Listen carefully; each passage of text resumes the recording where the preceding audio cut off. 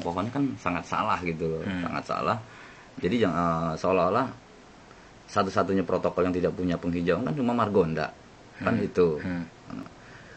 Artinya sebaiknya istilahnya ada dari Komisi C yang terlibat dengan pembangunan gitu, apakah perlu dilakukan perubahan gitu bang?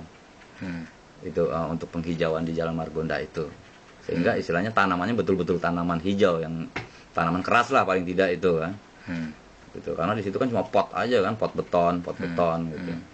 Pohonnya belum kelihatan gitu. Nah, terus pertama itu, kedua juga istilahnya sebaiknya pengembang-pengembang di Depok kalau ngurus IMB itu harus 30% fasum dan fasosnya didiriin juga dulu gitu, baru diberikan IMB-nya gitu.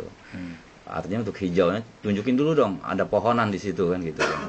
Karena sekarang ini kan banyak perumahan dan pengembang yang memang 30% hijaunya nggak ada, cuma betonnya semua yang digede-gedein. Kira-kira Komisi C setuju nggak kalau istilah IMB dikeluarin belakangan gitu bang? Sebenarnya satu ada paradigma juga yang perlu diluruskan, itu mengenai ruang terbuka hijau ya. Iya. Banyak orang menyebutkan ruang terbuka aja. Ruang terbuka itu, kalau yang dimaksud dengan ruang terbuka hijau itu adalah lahan yang di situ bisa tumbuh tanaman, baik secara alamiah maupun sengaja. Nah, kalau ruang terbuka dijadikan lapangan bulu tangkis, itu bukan ruang terbuka hijau. Walaupun terbuka, nggak ada atapnya, tapi bawahnya ketutup tanahnya, di situ nggak bisa tumbuh tanaman. Nah, sehingga di perumahan-perumahan itu saya lihat banyak ruang terbuka hijau itu berubah menjadi lapangan bulu tangkis, lapangan futsal, lapangan artinya voli, di beton gitu. lah ruang terbukanya, di beton kan, sehingga nggak menjadi ruang terbuka hijau lagi. Nggak bisa tumbuhan. Nah, ini kan harus ada kebijakan juga dari pemerintah ya, ke depan itu tidak seenaknya warga itu mengubah ruang terbuka hijau untuk di beton lah gitu ya. Di beton. Tapi kalau untuk buat taman, tapi kalau dibikin dalam bentuk konblok itu kan masih bisa tumbuh ya. Masih mending lah gitu daripada di beton seperti itu.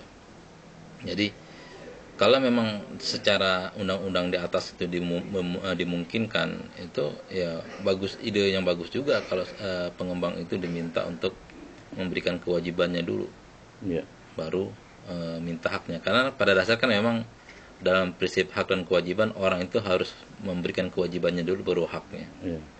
Ya, semua orang kan seperti itu. Ya, kita aja beribadah kan disuruh suruh ibadah dulu baru minta ya kana budu ya kana sain. Mengabdi dulu baru minta tolong gitu kan. Jadi kita memberikan kewajiban kita baru kita minta hak kita gitu kan. Jadi ya bagus juga kalau misalnya kewajiban dia untuk memenuhi fase-fase itu diberikan dulu, baru setelah itu dia minta haknya untuk membangun. Itu ide yang bagus, tinggal bagaimana payung hukum di atasnya apakah memungkinkan. Kalau memungkinkan itu ide yang bagus. Jadi harus perlu ditindaklanjuti lah istilahnya masalah Depok hijau ini. Termasuk fase-fase bisa diserahkan terlebih dahulu, karena banyak perumahan-perumahan itu setelah selesai pengembangnya pergi, fase-fasenya itu belum diserahkan, jadi tanggung jawab siapa gitu. Sementara yang pemilik tanah tidak menyerahkan ke Depok secara legalitas belum diserahkan, Depok tidak bisa mengelola, sementara warga juga nggak tahu. Jadi baiknya mungkin fasum yang ada di perumahan itu diserahkan ke Pemkot gitu pengelolaannya. Dari awal aja, dari awal itu langsung dipecah jadi milik Pemkot gitu kan. Jadi yang mengelola Pemkot supaya terjamin gitu ya. Iya, kalau terserah nanti Pemkot menyerahkan ke warga, artinya Pemkot punya tanggung jawab gitu. Ya, kalau pengembangnya udah kabur dan sebagainya, tanggung jawab siapa? Akhirnya berdirilah rumah. Ada yang jual tanahnya. Sebentar pemerintah nggak punya kekuasaan apa-apa untuk mengamankan fase-fase yang harus jadi milik pemerintah gitu. Jadi 2012 ini jangan sampai terjadi seperti itu bang. Iya, apalagi kita punya kewajiban untuk mempertahankan ruang terbuka hijau tersebut. Dan memang ini pertumbuhan perumahan itu harus direm. Ya kalau dengan cara seperti ini, pertama bisa mengerem pertumbuhan perumahan, yang kedua juga bisa menjaga ruang terbuka hijau tersebut. Ya kalau mau bangun rumah ya syaratnya begitu gitu kan. Kalau nggak mau ya nggak usah bangun aja di Tangsel sana, bangun di Bekasi sana. Di Depok itu harus nanam dulu, bikin hijau dulu lah, ya, baru dapat izin. Fase-fase, kemudian mengenai kewajiban-kewajiban dia misalnya. Kalau nggak dipenuhi harusnya diberikan sanksi.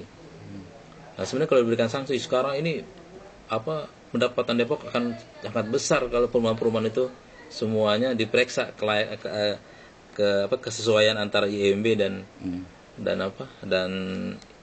kenyataannya.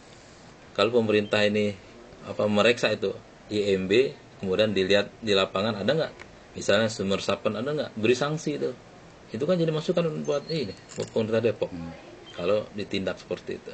Tapi kan selama ini orang izinnya IMB-nya 1 unit 1 sumber resapan. Pas di lapangan, Pak sumber resapan mana? Ini Pak, ini mah septic tank bukan sumber resapan. Gitu. Jadi harus diapain? Nggak diapa-apain kok. Gitu.